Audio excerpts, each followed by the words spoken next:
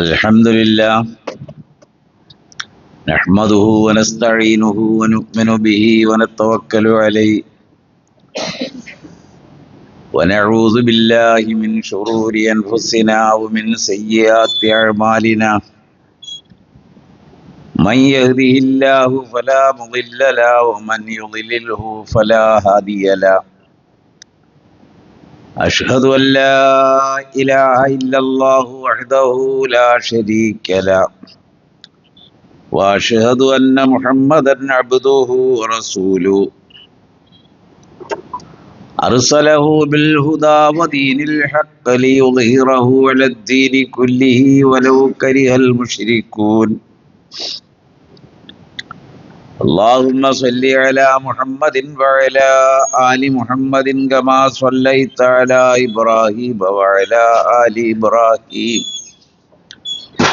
اللهم وبارك على محمد وعلى آل محمد كما باركت على إبراهيم وعلى آل إبراهيم إنك حميد مجيد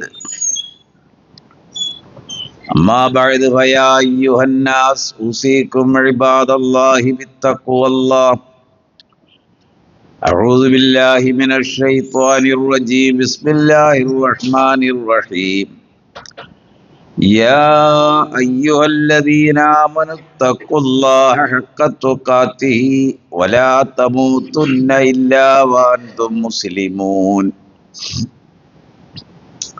മുഅ്മിനുകളെ അല്ലാഹുവിന് തഖ്വ ഉള്ളവരായിരിക്കുവാൻ ഇഹപര ജീവിത വിജയം കരസ്ഥമാക്കുന്നതിന് വേണ്ടി അള്ളാഹുവിൻ്റെ വിധിവിലക്കുകളോട് ജീവിതത്തെ ക്രമപ്പെടുത്തുവാനും ചിട്ടപ്പെടുത്തുവാനും സർവോപരി ജീവിതത്തിലുടനീളം അച്ചടക്കം പാലിക്കുവാനും മുസ്ലിംകളായിട്ട് ജീവിച്ച് അതേ നിലയിൽ മരണപ്പെടുവാനും ആഗ്രഹിക്കണമെന്നും അതിനായി യത്നിക്കണമെന്നും എല്ലാവരെയും ഉണർത്തുകയും ഉപദേശിക്കുകയും ചെയ്യുന്നു. നമ്മുടെ വർത്തമാന കാല സാഹചര്യത്തിൽ ഇന്ന് അഥവാ ജൂൺ 19 ഒരു ഉണർവ് നൽകുന്ന സന്ദേശം നമ്മുടെ നാട്ടിൽ നൽകുന്ന ഒന്നാണ്, അഥവാ വായനാ ദിനം. അങ്ങനെ ഒരു വാക്ക് ഉപയോഗിക്കുന്നത് മനുഷ്യരിൽ ഒരു തുടക്കം കുറിക്കുന്നതിന് സഹായമാകട്ടെ എന്ന ഉദ്ദേശത്തോടെയാകാം. 2, മനുഷ്യർക്ക് ഒരുമിച്ച് ഇരിക്കാനോ കാണാനോ ആശയവിനിമയം നടത്താനോ വായനകൾക്കോ സംവാദങ്ങൾക്കോ ഒരിടമുണ്ടാവുക, അഥവാ ഒരു ലൈബ്രറി ഉണ്ടാവുക എന്നൊരാശയം ഒരു അധ്യാപകനാണ് കേരളത്തിൽ നൽകുന്നത്. അദ്ദേഹത്തെ സ്മരിച്ചുകൊണ്ടാണ് യഥാർത്ഥത്തിൽ വായനാ ദിനം ആചരിക്കുന്നതും അംഗീകരിക്കുന്നതും. നമ്മൾ അതല്ല ഉദ്ദേശിക്കുന്നത്.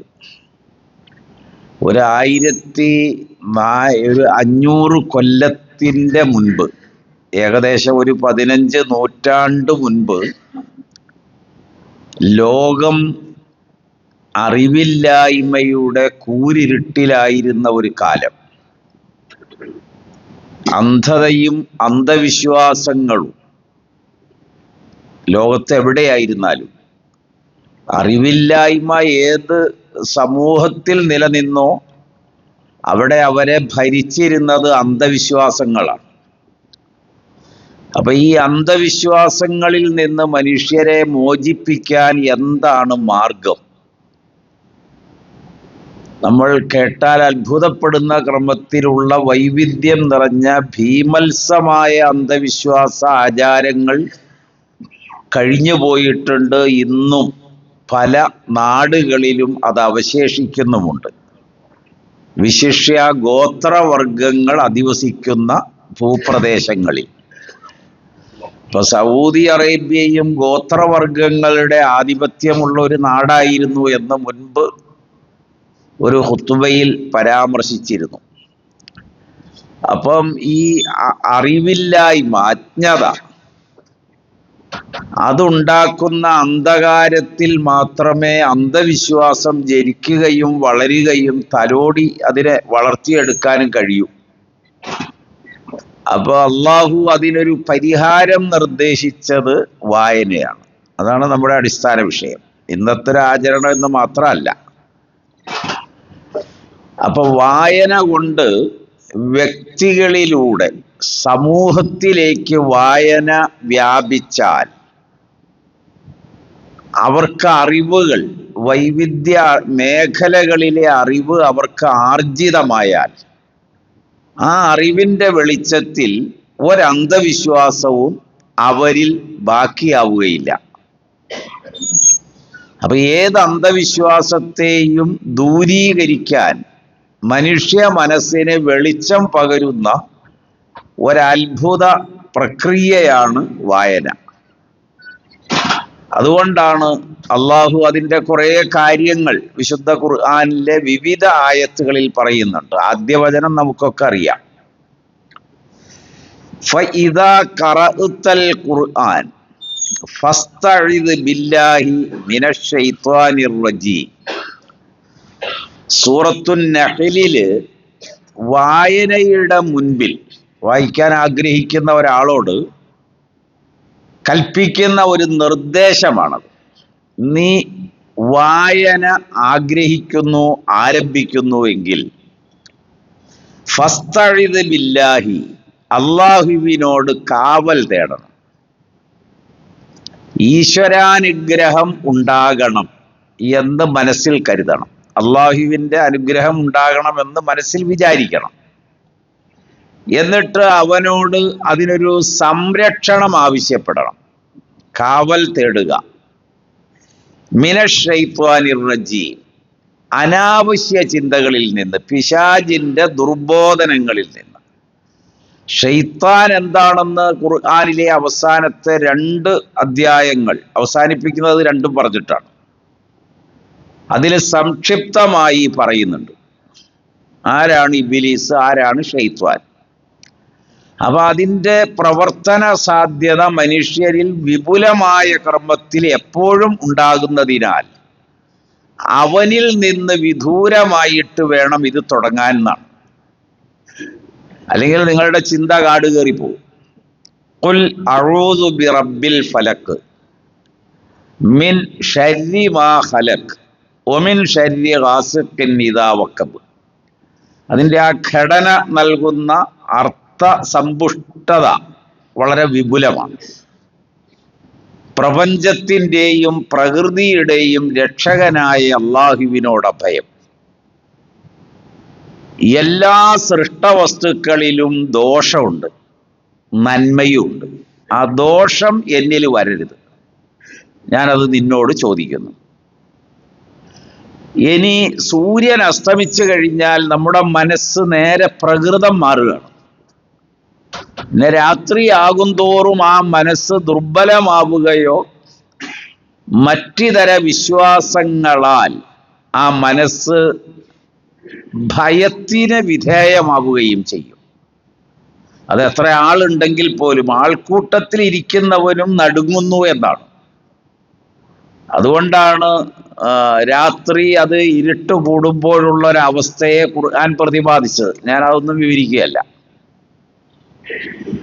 പിന്നീട് പറഞ്ഞത് ഒമിൻ ശർരിൻ നഫ്ഫാസാത്തി ഫിൽ ഉഖദ്.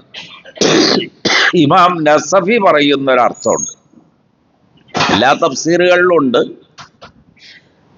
മനുഷ്യരുടെ ദൃഢമായ ചില അറിവുകളും ബോധ്യതകളും അനുഭവങ്ങളും അവർ പരസ്പരം ഉറപ്പിച്ചു വച്ച ധാരണയുണ്ട്, വിശ്വാസങ്ങളുണ്ട്, കരാറുകളും വ്യവസ്ഥകളും ഉണ്ട്. അങ്ങനെ എന്തും അത് പെടുത്തുന്നതിന് വേണ്ടി മനസ്സിൽ ആവശ്യമില്ലാത്ത ചിന്തകൾ ഇങ്ങനെ ഉണ്ടായിക്കൊണ്ടിരിക്കും. അത് ആശങ്കയാകാം, സംശയമാകാം, ജിജ്ഞാസ നിമിത്തമാകാം, അങ്ങനെ പല നിലയിലും. കെട്ടുകളിൽ ഊതുക എന്നാണ് അതിൻ്റെ നേർക്ക് നേരെ അർത്ഥം. അത് ലോകത്ത് എല്ലാ മതവിഭാഗങ്ങളെയും എന്നല്ല, എല്ലാ ഭൂഖണ്ഡങ്ങളിലുമുള്ള മനുഷ്യരെ ചൂഴ്ന്നു നിന്ന ഒരു വിശ്വാസമാണ് ആ ഒറ്റ വാക്കിൽ ചോദ്യം ചെയ്യപ്പെടുക. അപ്പൊ കെട്ടുകളിൽ ഊതുക, അതിലാണ് അവരുടെ ജീവിതത്തിന്റെ ഭദ്രത എന്നാണ്. ഇന്നും അങ്ങനെ കെട്ടിട്ടിട്ട് അത് അഴിച്ചിട്ട് ദുആ ചെയ്യുന്ന സ്ഥലങ്ങളും ഉണ്ട്. അതൊക്കെ നിങ്ങൾ ചേർത്ത് പഠിക്കുക. അപ്പൊ കെട്ടുകളിൽ ഊതുക എന്നാണ് ആ വാക്കിന്റെ അർത്ഥം. അപ്പൊ ഇത്തരത്തിൽ ദൃഢബോധ്യതകളെ ഇളക്കി പ്രതിഷ്ഠിക്കുന്ന ഏർപ്പാടുണ്ട്. അതാണ് മനുഷ്യന്റെ മനസ്സിന്റെ തോന്നലുകൾ. അതുകൊണ്ടാണ് നമ്മൾ എത്രയൊക്കെ അറിഞ്ഞാലും നമ്മളോടൊപ്പം നമ്മളെ പിടിച്ചു വലിക്കുന്ന, ഭയപ്പെടുത്തുന്ന, ദുർബലപ്പെടുത്തുന്ന ചില വിശ്വാസങ്ങൾ നമ്മൾ കൈയൊഴിയൂല, അത് എത്രയായിരുന്നാലും. ലോകമെമ്പാടും മനുഷ്യരെ സ്വാധീനിക്കുകയോ ചലിപ്പിക്കുകയോ നിയന്ത്രിക്കുകയോ ചെയ്യുന്നിടത്ത് നാളുകൾക്കൊന്നും വലിയ സ്വാധീനമില്ല. അത് ഇംഗ്ലീഷിലായിരുന്നാലും, പഴയ കാലത്തൊക്കെ മലയാളത്തിൽ 27 നാളുകളെ ഉണ്ടായിരുന്നുള്ളൂ. ഇപ്പൊ അത് ഇംഗ്ലീഷിലായി. അപ്പൊ 20, 18, 21 ആയിട്ട് നിങ്ങൾക്ക് കാണാം. എല്ലാ ഇംഗ്ലീഷ് മാഗസിനിലും പത്രങ്ങളിലൊക്കെ അതുണ്ട്. നിങ്ങളുടെ ഇന്നത്തെ ദിവസം, നിങ്ങളുടെ ഒരാഴ്ച, നിങ്ങളുടെ ഒരു മാസം, നിങ്ങളുടെ ഒരു വർഷം, ഇനി വരാനിരിക്കുന്ന വർഷം, ഇതൊക്കെ ഗണിക്കപ്പെടുന്നതാണ് ഈ പറഞ്ഞത്. അപ്പൊ എത്ര നമ്മൾ ബോധ്യപ്പെട്ടാലും അത്തരത്തിലുള്ള ചില അവിശ്വാസം, അന്ധത നമ്മളെ പിന്തുടർന്നുകൊണ്ടിരിക്കും, പൂർണ്ണമായിട്ടും മാറൂല. ഈ പാമ്പുകളിലുള്ള വിശ്വാസം അതാണ്. ഞാൻ അതിനെക്കുറിച്ച് പറഞ്ഞു വരികയല്ല. അപ്പൊ എന്ത് ചെയ്യണം? വായന തുടങ്ങുമ്പോൾ എന്താ വേണ്ടതെന്നാണ്. അപ്പൊ ഖുർആൻ വായിക്കുന്നവന്റെ മുൻപിൽ ഒരു വലിയ തുറന്ന ഒരു സന്ദേശം നൽകുന്നുണ്ട്. ഫസ്തഇദ് ബില്ലാഹ് മിനശ് ശൈത്വാനിർ റജീം. ഷെയ്ത്താനുർ റജീമിൽ നിന്ന് അള്ളാഹുവിന് അഭയം തേടുകയും സംരക്ഷണം ചോദിക്കുകയും ചെയ്തുകൊണ്ട് സ്വതന്ത്രമായ മനസ്സോടെ വായിക്കാൻ തുടങ്ങണം. ഇതാണ് ഇപ്പൊ ആ പറഞ്ഞതിന്റെ ഏറ്റവും ചുരുക്ക സാരം. വഇദാ ഖറഅതൽ ഖുർആൻ ജഅൽനാ ബൈനക വബൈനല്ലദീന ലാ യുഅ്മിനൂന ബിൽആഖിറ ഹിജാബൻ മസ്തൂറ. സൂറത്ത് ഇസ്രാ. നീ ഖുർആൻ വായിക്കുകയാണ്, അല്ലെങ്കിൽ ഏതെങ്കിലും ഒന്ന് വായിക്കുകയാണ്, ഒരു അറിവ് ശേഖരിക്കാനുള്ള യജ്ഞത്തിലാണ് ഇപ്പോൾ ഉള്ളത്. അപ്പൊ നീ ഖുർആൻ വായിക്കുന്നു. നിന്റെയും ആഖിറത്തിൽ വിശ്വാസമില്ലാത്ത ആളുകളുടെയും ഇടയിൽ ഒരു കൃത്യമായ മറ ഞാൻ ഉണ്ടാക്കിത്തരും. അല്ലെങ്കിൽ ഈ വായന എപ്പോഴും വഴുതി വീഴുന്നത് അവിശ്വാസത്തിലേക്കായിരിക്കും. അല്ലെങ്കിൽ പിന്നെ ഇങ്ങനെ ഒരു മറയുടെ ആവശ്യമില്ല. ലോകത്ത് എമ്പാടും ഉണ്ടായിരുന്ന ഒരു ജനവിഭാഗമാണിത്. ഒരുപാട് വാദങ്ങളുണ്ടല്ലോ ഇതിനകത്ത്. നേർക്ക് നേരെ വിശ്വാസമുള്ളവര്, സംശയ വിശ്വാസമുള്ളവര്, നിഷേധമുള്ളവര്, യുക്തിവാദികൾ, ഇങ്ങനെ തുടങ്ങി വ്യത്യസ്തങ്ങളായ ആശയഗതിയുള്ള ആളുകളെ നമുക്ക് കാണാം. അതിപുരാതീന ഗ്രന്ഥങ്ങളൊക്കെ വായിച്ചാൽ അവരോടുള്ള സംവാദം കാണാം. ഖുർആൻ നമ്മൾ വായിക്കുമ്പോഴും അങ്ങനെയാണ്. നമ്രൂദിന്റെ കാലഘട്ടം പോലും നമുക്ക് നേർക്ക് നേരെ നിജപ്പെടുത്താൻ കഴിയുന്നില്ല. പക്ഷെ അവനോടുള്ളൊരു സംവാദം ഖുർആൻ എടുത്തുദ്ധരിച്ചിട്ടുണ്ട്. അപ്പൊ സംവാദം ഉദ്ധരിച്ചിരിക്കുന്നു. ഫറോവമാർ, എത്രയോ ഫറോവമാർ ലോകത്ത് ജീവിച്ചു പോയി. എല്ലാ അവിശ്വാസങ്ങളും നിലനിർത്തി പ്രചരിപ്പിക്കുന്നത് ഭരണകൂടത്തിന്റെ ആവശ്യമാണ്. അപ്പൊ അതുകൊണ്ട് ഫറോവമാരെല്ലാം അതിനെ പ്രൊമോട്ട് ചെയ്തവരാണ്. പക്ഷെ ആ വ്യക്തിയോടും അല്ലെങ്കിൽ ആ ഭരണകൂടങ്ങളോട് നിരന്തരമായി ഒരു മൂസയല്ല എത്രയോ ഘട്ടങ്ങളിൽ സംവാദം നടത്തപ്പെട്ടിരിക്കുന്നു. അതും ഖുർആൻ എടുത്തുദ്ധരിച്ചിട്ടുണ്ട്. അതൊരു ദീർഘമായൊരു ചരിത്രമാണെന്ന് നമുക്കറിയാം. അപ്പൊ ഞാൻ പറഞ്ഞത്, ഖുർആൻ വായനയ്ക്ക് തുടങ്ങുമ്പോൾ അല്ലെങ്കിൽ മറ്റേതൊരു ഗ്രന്ഥം വായിച്ചാലും നമ്മുടെയും അവിശ്വാസത്തിൻ്റെയും ഇടയിൽ ഒരു മറയുണ്ടാകണം. ഇല്ലെങ്കിൽ നമ്മൾ വഴുതി വീണു പോയേക്കാം. അപ്പൊ പലരും പഴയ കാലത്ത് പറയുന്ന ഒരു സാധാരണ നാടൻ ശൈലിയുണ്ട്. അത് പഠിച്ച് പഠിച്ച് പഠിച്ച് പഠിച്ച് മറിഞ്ഞു പോയി എന്നാ പറയുക സ്ത്രീകൾ.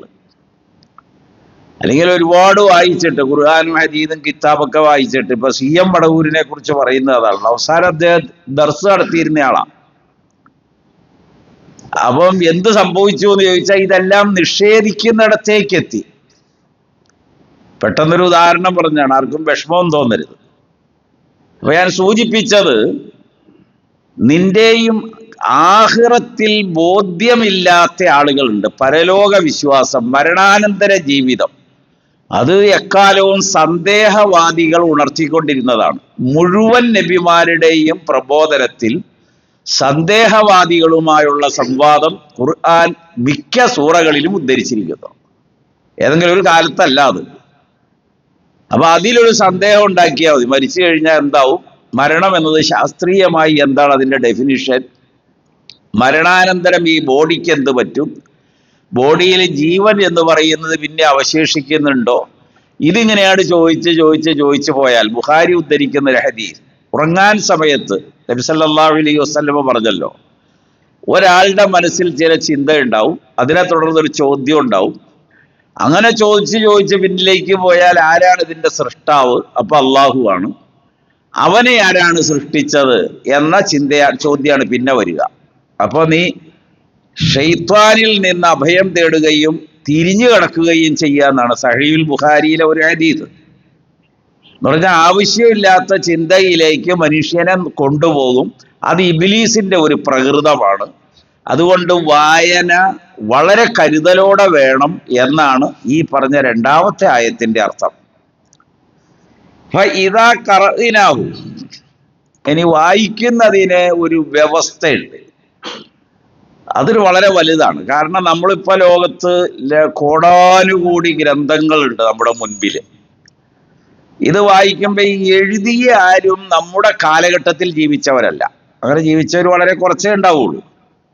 എത്രയോ കാലങ്ങൾക്ക് മുൻപ് ജീവിച്ച ജീവിതാനുഭവങ്ങളിൽ നിന്ന് ലേഖനങ്ങളായോ അവരുടെ തന്നെ കഥകളായോ ഭാവനാലോകത്തെ കാര്യങ്ങളായോ, അങ്ങനെയാണ് ഇപ്പൊ നമ്മൾ ഭാവനാലോകത്തെ കാര്യങ്ങളൊക്കെ വളരെ അത്ഭുതകരമാണ്. അങ്ങനെ അവർ എഴുതിയതായിരിക്കും ആ ഗ്രന്ഥം. ആ ഗ്രന്ഥങ്ങളൊക്കെ അത് നമ്മൾ വായിക്കുകയാണ്. അങ്ങനെ വായിക്കുമ്പോൾ അവർക്ക് ഈ ഗ്രന്ഥവുമായി പിന്നെ ബന്ധമില്ല. എഴുതി കഴിഞ്ഞാൽ പിന്നെ ആ ഗ്രന്ഥം എങ്ങനെ ഒരു അപാരതയിലെത്തുന്നു എന്ന് ചോദിച്ചാൽ വായനക്കാർ മാറിക്കൊണ്ടിരിക്കും. അത് ഓരോ യുഗത്തിലും അവരുടെ എണ്ണം കൂടിക്കൊണ്ടിരിക്കും. മനുഷ്യവംശം വളരുന്നതനുസരിച്ച് വായനയുടെ ലോകം വളർന്നുകൊണ്ടിരിക്കും. അപ്പോൾ ആ ഗ്രന്ഥം ഒരു ക്ലാസിക്കലാവും. ഇപ്പൊ ഖുർആൻ ആദ്യം വായിച്ചവർ വളരെ കുറച്ചേ ഉള്ളൂ.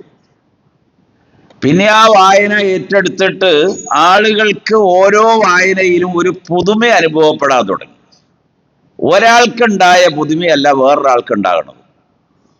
ഇപ്പൊ എത്രയോ കോടിക്കണക്കിന് ആളുകൾ, അവരെത്ര പ്രാവശ്യം ഇത് വായിക്കുന്നതെന്ന് നമുക്ക് എണ്ണി തിട്ടപ്പെടുത്താൻ കഴിയില്ല. ഏത് ഒരു ക്ലാസിക്കൽ ഖുർആൻ എന്ന മഹത്തായ ഒരു ഗ്രന്ഥം. അങ്ങനെ എന്താ വായിക്കാൻ കാരണം? ഒരാൾ വായിച്ചപ്പോൾ ഉണ്ടായ അനുഭവമല്ല വേറൊരാൾക്കുള്ളത്. അയാൾ വീണ്ടും വായിക്കുമ്പോൾ ഉണ്ടാകുന്ന അനുഭവമല്ല വേറൊരാൾക്കുള്ളത്. കാരണം ആ ഗ്രന്ഥവുമായി വായനക്കാരന്റെ മനസ്സ് സംവദിച്ചുകൊണ്ടിരിക്കുന്നു, ചോദ്യം ചെയ്തുകൊണ്ടിരിക്കുന്നു, പാഠം പഠിക്കാൻ ശ്രമിച്ചുകൊണ്ടിരിക്കുന്നു. അപ്പൊ ഓരോ വായനയിലും പുതുമ അവൻ അനുഭവപ്പെടാൻ കഴിയും. പുതുമയുള്ളത് കൊണ്ട് തന്നെ അവൻ ഒഴിവാക്കാൻ കഴിയില്ല. പഴയതാണെങ്കിൽ 2 or 3 പ്രാവശ്യം ഉപയോഗിച്ചു കഴിഞ്ഞാൽ കളയും. ഇതൊരു മുസ്ലിമിനും കളയാൻ പറ്റാത്തത് ഓരോ പ്രാവശ്യവും പുതുമ നൽകും. പുതുമയുള്ള ഒന്ന് എങ്ങനെ കളയും? പഴയതായിട്ടതില്ലല്ലോ. അപ്പൊ വീണ്ടും അവർ വായിക്കാൻ തുടങ്ങും. അപ്പൊ ഖുർആൻ പറഞ്ഞു ആ വായനയ്ക്ക് ഒരു രീതിയുണ്ട്. നമ്മളിപ്പോ ഓരോ ഗ്രന്ഥങ്ങൾ വായിക്കുന്നത്, ഇപ്പൊ ദാവൂദ് നബി അലൈഹിസ്സലാമിന് നൽകിയ കിതാബ് സബൂറാണ്. അത് മുഴുവൻ സംഗീത സാന്ദ്രമായ ഒരു ഗ്രന്ഥം, സംഗീതമാണ്. അത് വെറുതെ ഒരു ലേഖനം വായിക്കുന്നത് പോലെ വായിക്കാൻ പറ്റില്ല. അല്ലെങ്കിൽ ഒരു കഥ പറയുന്നത് പോലെ പറയാനും പറ്റില്ല. പക്ഷേ കഥയുമുണ്ട്, കാര്യങ്ങളുമുണ്ട്, ഉപദേശമുണ്ട്, നിരോധനങ്ങളുമുണ്ട്. സബൂർ ഈ അടുത്ത കാലഘട്ടത്തിൽ ഞാനൊരു പതിപ്പ് വാങ്ങിയിരുന്നു. പക്ഷെ അതിൻ്റെ വായനയുടെ രീതി സംഗീതത്തിലേ പറ്റൂ, കാവ്യാത്മകമാണ്. അങ്ങനെ അത് പാടുന്നത് പോലെ ഒരു പ്രത്യേക ട്യൂണിലാണ് അതിൻ്റെ വായന ക്രമപ്പെടുത്തിയത്. അപ്പോൾ വായിക്കുന്നവനും അതിനകത്ത് ഇഴുകിച്ചേരും, കേൾക്കുന്നവനും അതെ. അതാണ് സബൂറിൻ്റെ ഒരു പ്രത്യേകത. ഖുർആൻ അങ്ങനെയല്ല. ഖുർആനെ സംബന്ധിച്ച് അള്ളാഹു പറഞ്ഞത് ഫൈദാ ഖറഇനാഹു ഫത്തബിഅ ഖുർആന, ഈ ഖുർആൻ വായിച്ച് കേൾപ്പിക്കും. ആ കേൾപ്പിച്ച ശൈലി ഏതോ അതങ്ങനെയാണ് നീ തുടരേണ്ടത്. അപ്പൊ ഇവിടെ ഒരു ഗുരുനാഥനുണ്ട്, ജിബ്രീൽ അലൈഹിസ്സലാമാണ്. അപ്പൊ നമ്മൾ തോന്നുന്ന പോലെ ഓതിയാ പോരാ. പിന്നെ അത് നബിയുടെ കാലത്ത് ആ വായനാ രീതിക്ക് വളർച്ച വന്നപ്പോൾ 7 രീതികൾ അംഗീകരിച്ചു. അത് 7ഉം വളരെ പ്രാധാന്യമുള്ളതാണ്. ഇപ്പൊ നമ്മൾ മിക്കപ്പോഴും നമ്മുടെ ഈ മുസഹഫൊക്കെ ആസിമ് വഴി ഉദ്ധരിച്ച രീതിയാണ്. അങ്ങനെയാണ് എഴുതിയിട്ടുള്ളതും. നിർത്തൽ, തുടങ്ങൽ, ചേർക്കൽ, ചില സ്ഥലത്ത് മണിക്കൽ, ചില സ്ഥലത്ത് തഹ്ഫീഫാക്കൽ, അങ്ങനെ തുടങ്ങി ഒരുപാട് വ്യവസ്ഥകളുണ്ട്. ചില കാലത്ത് നിർത്താൻ പാടില്ലാത്ത സ്ഥലം, ഇതൊക്കെ നിങ്ങൾക്ക് അതിനകത്ത് അടയാളപ്പെടുത്തിയത് കാണാം. ഇത് ഒരു ശൈലിയിലുള്ളതാണ് നമ്മുടെ നാട്ടിലുള്ള മുഴുവൻ മുസഹഫുകൾ. അപ്പൊ ഖുർആൻ പറഞ്ഞത് ഈ ഗുരുനാഥൻ വായിച്ച് കേൾപ്പിച്ച ഒരു ശൈലി, ആ ശൈലിയിലാണ് നീ തുടരേണ്ടത്, പിന്തുടരണം. ഇത്തിബാഴ് വേണം അവിടെ. അപ്പൊ നബി സല്ലല്ലാഹു അലൈഹി വസല്ലം പാരായണം ചെയ്തു. സഹീഹുൽ ബുഖാരിയിൽ വന്ന ഒരു ഹദീസില് ഇന്നമാ ഉൻസിലൽ ഖുർആനു അലാ സബഅത്തി അഹ്റൂഫിൻ, ഖുർആൻ തീർച്ചയായും അവതരിക്കപ്പെട്ടത് 7 ശൈലിയിലാണ്, 7 സ്വരങ്ങളിലാണ്. 7 സ്വരമുണ്ട് അതിന്. കുല്ലുഹ ഷാഫിൻ വ കാഫിൻ, ഈ 7ൽ ഓരോ സ്വരവും മതിയായതാണ്, പൂർണ്ണവുമാണ്. അതിലേതെങ്കിലും ഒരു സ്വരമേ പാടുള്ളൂ എന്ന് ശാഠ്യമൊന്നുമില്ല. ലോകത്തുള്ള എല്ലാ സംഗീതത്തിൻ്റെയും നിദാന മേഖല 7 സ്വരങ്ങളാണ്. ആ 7 സ്വരങ്ങളിലൂടെയാണ് ഈ ശബ്ദം വെളിയിൽ വരിക. അതുകൊണ്ടാണ് ബിലാലിൻ്റെ നബിയുടെ ഓതൽ, നബിയുടെ ഖുർആൻ പാരായണം അസഹ്യമായി ഖുറൈശികൾക്ക്. അത് കേൾക്കുന്നവർ കേൾക്കാൻ ഉത്സാഹപ്പെട്ട് വേലിയുടെ അരിയിലും വഴിയിലും തിണ്ണയിലും ആളുകളെല്ലാം ഇങ്ങനെ തടിച്ചുകൂടാൻ തുടങ്ങി. അപ്പൊ അവരുടെ ഒരു ആവശ്യം ഉണ്ടായി. മുഹമ്മദ് ഇത് പുതിയ മതമാണെന്ന് ഞങ്ങൾക്കറിയാം, അതുകൊണ്ടാണ് എതിർക്കുന്നത്. പക്ഷെ ഇത് ആളുകൾ കേൾക്കോ, അതായത് വീട്ടിലിരുന്ന് ഓതിക്കോട്ടെ, അതിന് ശല്യമില്ല. അപ്പൊ ആ സ്വരത്തിന്റെ ഒരു ഗാംഭീര്യതയുണ്ട് നബിയുടെ പാരായണത്തിന്റെ എന്ന് ആവശ്യപ്പെട്ടിരുന്നു ഖുറൈശി പ്രമുഖരൊക്കെ നബിയുടെ ജീവിതത്തിലെ ആദ്യകാലം, പ്രബോധനത്തിന്റെ ആദ്യകാലത്ത്. ഇത് നമ്മൾ ചരിത്രത്തിൽ എല്ലാവരും രേഖപ്പെടുത്തിയിരിക്കുന്നു. അപ്പം വായിക്കേണ്ട രീതി ഖുർആൻ പറഞ്ഞു 7 രീതിയാണ്, 7 സ്വരങ്ങളാണ്, 7 ശബ്ദങ്ങളാണ്. അതിലൂടെ മാത്രമേ ഇത് പാരായണം ചെയ്യാവൂ. എന്നിട്ട് അള്ളാഹു പറഞ്ഞു സുമ്മ ഇന്ന അലൈന ബയാന, പിന്നീട് അതിൻ്റെ വിവരണവും നമ്മുടെ ഭാഗത്ത് തന്നെയാണ്. ഖുർആനിൻ്റെ വിവരണം അതൊരു പ്രത്യേകതയുള്ളതാ വാചകം. നമ്മൾ വായിച്ചു, അങ്ങനെ ഓരോ പുതുമയുണ്ടായി, വായിച്ചു, അറിഞ്ഞുകൊണ്ടിരുന്നു. പക്ഷേ നമ്മളല്ല അത് വ്യാഖ്യാനിക്കുക, നമ്മളല്ല അത് വിശദീകരിക്കുക, നമ്മളല്ല അതിന് വിധി പറയുക. അങ്ങനെ വന്നാൽ ഓരോരുത്തരും വിധി പറയും. ഇപ്പം ലോകത്ത് പറ്റിയിട്ടുള്ള തകരാറതാണ്. ഇപ്പൊ ഖുർആനിനോട് വായനയിൽ ഇങ്ങനെ ഔത്സുക്യമുണ്ടായി, വായന തുടങ്ങി. വളരെ കുറഞ്ഞ എന്ന് പറഞ്ഞാൽ പഴയ കാലത്ത് എൻ്റെ ഭാഷയിൽ പറഞ്ഞ എൻട്രൻസ് പാസ്സായ ഒരാൾ ഫത്വ നൽകുന്ന കാലത്തേക്ക് വന്നു. മനസ്സിലായല്ലോ എല്ലാവർക്കും. ഒരു കൊല്ലം കൊണ്ട് പഠിച്ച് എൻട്രൻസ് പഠിച്ചാൽ LP സ്കൂളിൽ അധ്യാപകനാകാം, അതല്ല ഇവിടുത്തെ വിഷയം. പക്ഷെ അയാൾ ലോക പണ്ഡിതരെ ചോദ്യം ചെയ്യുന്നിടത്തേക്ക് വന്നു. അവരാണ് പിന്നെ ഇസ്ലാമിൻ്റെ ആധികാരിക വിധി പറയൽ. അത് പാടില്ല, ഇത് പാടില്ല, ഇങ്ങനെ വേണം, അങ്ങനെ വേണം എന്ന് പറയുന്നിടത്തേക്ക് വരും. അതിനെ വളരെ കൃത്യമായി ബോധ്യപ്പെടുത്തുന്നുണ്ട്. ബയാൻ എൻ്റെ ഭാഗത്താണ്. അത് ഞാനാണ് ഇതിൻ്റെ ഈ ഖുർആൻ്റെ ഒരു ആയത്ത്, അർ റഹ്മാൻ എന്ന് പറഞ്ഞാൽ അല്ലമൽ ഖുർആൻ എന്ന് ഖുർആനിൽ നമ്മൾ പാരായണം ചെയ്താൽ അത് എങ്ങനെയാണത് പഠിപ്പിക്കേണ്ടത് എന്നതിൻ്റെ വിശദീകരണം അള്ളാഹു നബിയെ ബോധ്യപ്പെടുത്തും. നബിയാണ് അതിൻ്റെ അവസാനത്തെ കണ്ണി, അവസാനത്തെ ഓദർ നബിയാണ്. ഇമാം തബരി ആ വാക്കിന് അർത്ഥം പറഞ്ഞപ്പോൾ, സൂറത്തുർ റഹ്മാനിൻ്റെ ആദ്യത്തെ 3 ആയത്ത് വിവരിച്ചപ്പോൾ, തഫ്സീറുകളിൽ ഏറ്റവും പുരാതനമായതാണത്. അത് വിവരിച്ചപ്പോൾ അർ റഹ്മാൻ അല്ലമൽ ഖുർആൻ ഖലഖൽ ഇൻസാൻ എന്ന് പറഞ്ഞത് ആരെയാണ്? ആദം നബി അല്ലല്ലോ. അതായത് അത് മുഹമ്മദ് സല്ലല്ലാഹു അലൈഹി വസല്ലമ എന്ന പ്രവാചകനെയാണ്. അവൻ നബിയെ സൃഷ്ടിച്ചു. പരമകാരുണികനാണ് അള്ളാഹു. നബിക്ക് ഖുർആൻ പഠിപ്പിച്ചു. എന്നിട്ട് പറഞ്ഞൊരു വാചകമാണ് അല്ലമഹു അൽ ബയാൻ.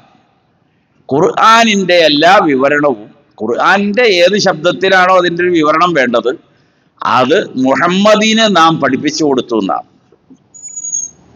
അപ്പൊ നമ്മളൊരു കാര്യം പറയുമ്പോൾ ആര് മുൻഗാമികളിൽ ആരെന്തു പറഞ്ഞു എന്നതിനൊരു പിമ്പലം വേണമല്ലോ മുൻഗാമികളിൽ. ഇന്ന് പലരും ഉൽപ്പതിഷ്ണുക്കൾ എന്ന് പറയുന്നവർക്ക് പറ്റിയൊരു അപജയം സ്വന്തം അഭിപ്രായം പറയും. ഇപ്പൊ ഹജ്ജിലാണെങ്കിൽ പ്രത്യേകിച്ച് 100,000 കീറാമുട്ടി നിറഞ്ഞ മസലകൾ ഉള്ള ഒരേ ഒരു അമല് ഹജ്ജാണ്. നമസ്കാരം നിത്യേന എല്ലാവർക്കും അറിയാം, പക്ഷെ അതിനകത്ത് അത്രയും പ്രയാസങ്ങളില്ല. ഹജ്ജിൽ അങ്ങനെയല്ല, ഓരോരുത്തരും അഭിപ്രായം പറയും. അങ്ങനെ പറഞ്ഞാൽ നമ്മൾ തിരിച്ച് ചോദിക്കുകയാണെന്ന് വെച്ചോ, എന്താണ് അതിനുള്ളൊരു എവിഡൻസ്, തെളിവെന്താണ്? ആരാണ് ഇതിനു മുമ്പ് എവിടെയാണ് പറഞ്ഞിട്ടുള്ളത്? അപ്പൊ അതിന് പൂർവികര് വേണ്ടി വരുമല്ലോ, മുൻഗാമികൾ. ആ മുൻഗാമികളെയാണ് അള്ളാഹുവിൻ്റെ റസൂല് ചുമതലപ്പെടുത്തിയത് അതിൻ്റെ അംഗീകാരമായിട്ട്. അത് നബിയുടെ അക്സർ നമസ്കാരം കഴിഞ്ഞ് സദസ്സിൻ്റെ നേരെ തിരിഞ്ഞിരുന്നിട്ട് അവിടുന്ന് ഒരു കാര്യമാത്ര ഗൗരവത്തോടു കൂടി മുഖമൊക്കെ വിവരണമായി ഗദ്ഗത സ്വരത്തിലൊക്കെ എന്നൊരു പ്രത്യേകത പ്രദർശിപ്പിച്ചുകൊണ്ടാണ് അതിൻ്റെ ആ വിവരണം തന്നെ. അപ്പൊ അങ്ങനെ വിവരിച്ചിട്ട് നബി സല്ലല്ലാഹു അലൈഹി വസല്ലമ പറഞ്ഞത്, ഇത് എന്താ, അലൈക്കും ബിസുന്നത്തി, നിങ്ങൾ എൻ്റെ ഈ മാർഗം പിന്തുടരണം, ചര്യ. അപ്പൊ നബിയുടെ ചര്യയാണ് ഒന്ന്. വസുന്നത്തി അൽ ഖുലഫാഇ റാഷിദീൻ അൽ മഹ്ദിയീൻ, നേർമാർഗം പ്രാപിച്ചവരുമാണ്, വിവേകശാലികളാണ്, സൗഭാഗ്യവാന്മാരുമാണ്. അതാണ് ഖുലഫാഉകൾ. അപ്പൊ അബൂബക്കറും ഉമറും ഉസ്മാനും അലിയുമായി റളിയല്ലാഹു അൻഹു. അപ്പൊ 4 ഘട്ടം അതിനകത്ത് ഉൾക്കൊള്ളിക്കപ്പെട്ടു. അവരെ നിങ്ങൾ പിന്തുടരണം എന്ന് പറഞ്ഞിട്ടൊരു വാക്കുകൂടി പറഞ്ഞു, അള്ളു അലൈഹ ബിൻ നവാജിദ്. അത് മുൻപല്ലുകൊണ്ട് കടിച്ചു പിടിച്ചാൽ പോരാ, അണപ്പല്ലുകൊണ്ട് മുറുകെ പിടിക്കണം, അത് കടിച്ചു പിടിക്കണം. അത്ര ശക്തിയായിട്ട് അത് അവലംബിക്കണം. ആരെ അവലംബിക്കണം?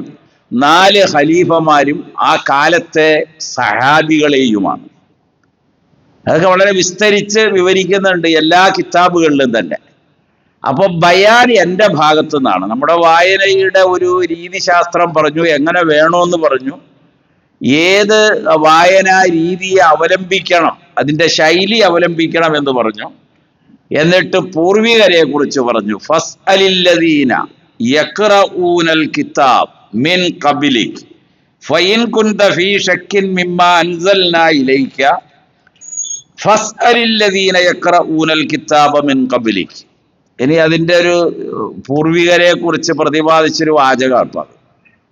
നിനക്ക് വല്ല സംശയവും ഈ വായനയിൽ, ഈ കിതാബിൽ, ഖുർആനിൽ വന്നാൽ നിനക്ക് അവതീർണമായതാണ് ഈ ഖുർആൻ. അപ്പൊ നീ എന്ത് ചെയ്യണം? ഫസ്അലില്ലദീന